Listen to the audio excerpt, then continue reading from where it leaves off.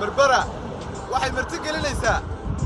baana doorkii Soomaaliland ma aha kii Hargeysa kii Burco kii Boorama iyo kii Carigaabo iyo kii Laascaanood balse kan guud ahaan Soomaaliland ciyaartooyda dhow ma ku tartami doonta waxa ka qayb galay ugu yaraan 400 oo ciyaaryahan baa tartankan marti gelinaysa Berbera ka qayb ka ah koobkan yaa ku guuleysan doona yaa noqon doona best player yaa noqon doona ciyaaryahankii sanadka kuma ayuu noqon doona ciyaaryahanka Soomaaliland oo ay u doorato ay xiriir ku soo xulaan inuu noqdo ciyaaryahanka ku guuleysan doona baana doorka Soomaaliland iyada uu xulanaysa dhammaan 12 kooxood ee ka qayb galay kuma ayuu noqon doona ciyaaryahanka nasiibka u heli doona abaalmarintan Berbera mar kale waxay marti gelinaysaa abaalmarintii sanadka waa baana doorka Soomaaliland oo xaflad weyn oo si toos ah loogu qaban doono halkaas ay ku marti gelinaysaa waxaan idin la socon doontaa intaan warbixintan idin soo gudbinayno muuqaalada kala duwan ee kula wadaagayno laakiin waxa idinku cusub marnaba aydan maqlin ciyaaryahanka Soomaaliland ay yeelan doonto Soomaaliland baana doorka muxuu abaalmarin heli doona ciyaaryahankaasi abaalmarinta la siin doono intaba waxaan uga daawan doontaa intaan warbixintan ku guda jirno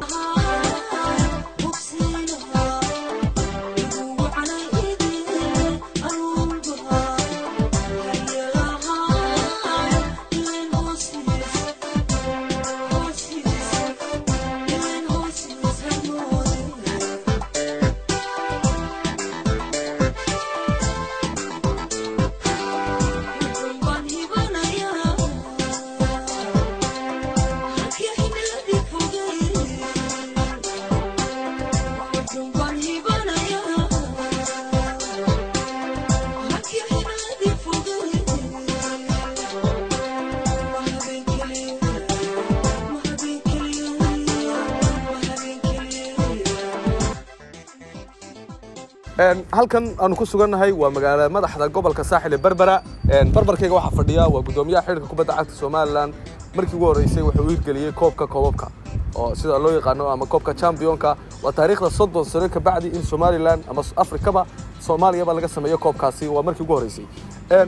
gabagabadii buu ku dhow yahay balse maxaa xiise gooniye leh gudoomiye tartankan sidaad xusteen abaalmarina jiri doona waana tagoonida ay aanay wali dadku ilaa imika dahab ka saaran yahay aan wali la maqal balse waraysigan aan doonayay inay ku ogaadaan xaqiiqooyin badan abaalmarinaha ugu tala gasheen Soomaaliland markii ugu horeysay koob ay kulmiso weeyaan aan ahayn ka gobolada maxaa ugu tala gasheen wallahi waxaan ugu tala galnay horta tartankan Sakariyo waa horyaalada geeyiga Soomaaliland runtii waxa weeye waa ciyaaraha ugu meeqaamka sareeya dalka Jamhuuriyadda Soomaaliland waxayna ugu meeqaam sareeya waxaad ogtahay ciyaaraha waxa ugu sareeya waxa weeye waa ciyaaraha loo yaqaan Serie A ama heerka koobaad ee horyaalada isla markaana horyaaladii dalka la isu keenay championadoodii waa meeqaamkii ugu sareeyay marka ciyaarahan waa markii ugu horeeyay sida aad sheegtay geeyiga Soomaalida oo dhan laga hirgeliyo ciyaaro noocan oo kale runtii Somaliland ahaan iyo federation ahaanba runtii waxay noo tahay sharaf weyn in aan ugu horeyno geeyiga Soomaalida meel kasta noqono federationkii ugu horeeyay runtii tartankaas dalka ka hirgeliyay runtii sharaf bay noo tahay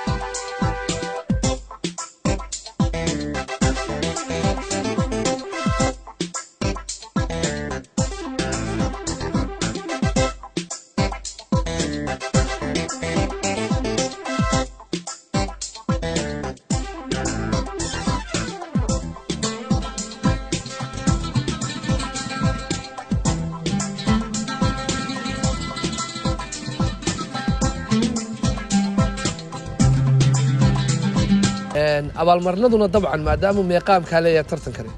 de way ka sii sarreynayaan waxay uga sii sarreynayaan waxa weeye waxaa la qiimeynayaa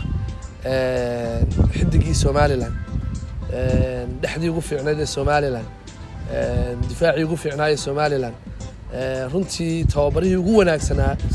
naadiyada Somaliland oo dhan marka waa meeqaam runtii aad u sare garan maayo anigu cidii ku guuleysan doonta kulay guddi baa wixii la saaran kala xuli doonta waliba sanadkan waxaanu doonaynaa in saxaafaduna ay qayb ka noqoto oo de waad aragtay marka la qiimeynayo balondiyoorada caalamka qayb waxa ka ah saxaafadii qaybna waxa ka ah guddidii marka guddiyo noocaas runtii soo xula sanadka waxaan doonaynaa in xulistaasna runtii ay ka sii wanaagsanaato aan loo arag guddi federation kaliya soo xulay marka guddi heer qaran insha Allah oo isugu jira saxafiyiin iyo federation kale gudoomiye xulkii qaranka ayaa idinku hadal hayseen waa markii ugu horeysay taariikhda Soomaaliland 30 sano ay xul qaran yeelanayso xulkii qaranka ma la oran karaa maadaama la dooranayo ciyaartoyda ugu wanaagsan ee Soomaaliland markii ugu horeysay yeelanayso xidigii ugu horeeyay Soomaaliland la yeelanayo markii hore heer gobol bay noqon jirtay heer caasimad ama heer gobol marka maanta Soomaaliland oo dhanba ayaa la xulaya xidigii ugu wanaagsanaa xulkii qaranka maxay idinka qorshaysan والله horta de ciyaartoyga halka lagu abaal marin doono dabcan way mutaysteen waxbay ku mutaysteen macnaheedu waxa weeye marka the national team runtii waxa mudan de kuwan runtii abaal marinada helay ilaa achievement waxbay achieve karayeen marka kuwaasi de way noqon karaan